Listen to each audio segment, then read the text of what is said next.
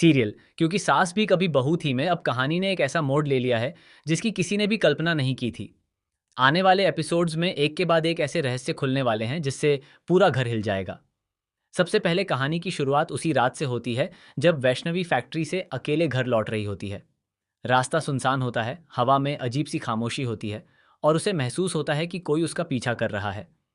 जैसे जैसे वह तेज कदमों से आगे बढ़ती है, पीछे से आने वाली आहट और तेज होती जाती है।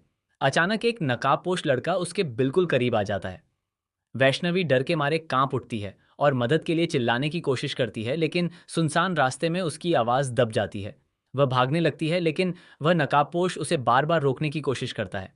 वैष्णवी गिर जाती है, खुद को बचाने की कोशिश करती है, लेकिन हालात और बिगड़ते जाते हैं।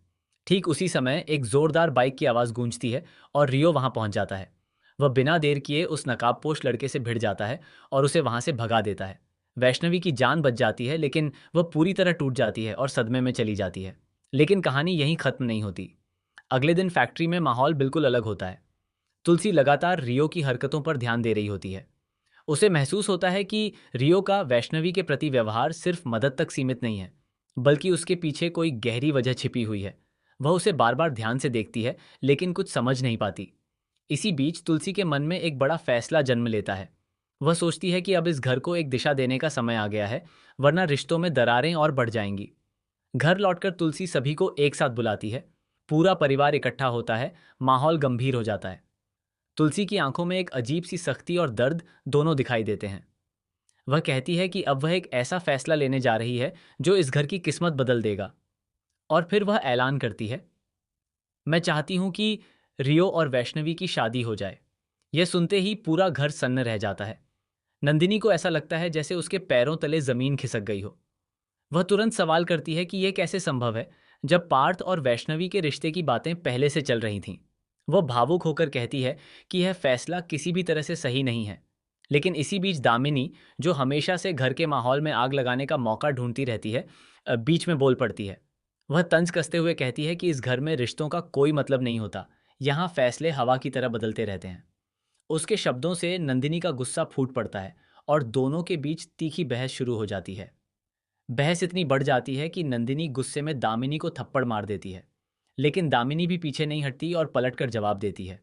पूरा घर हंगामे में बदल जाता है। इसी अफरा तफरी के बीच रियो चुपचाप सब कुछ देख रहा होता है।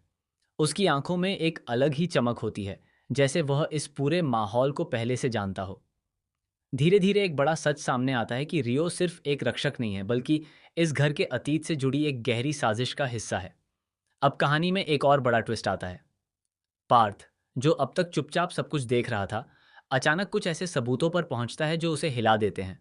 उसे पता चलता है कि वैष्णवी को जो मैसेज मिले थे वह असल में फर्जी थे और किसी ने जानबूझकर उसके खिलाफ साजिश रची है।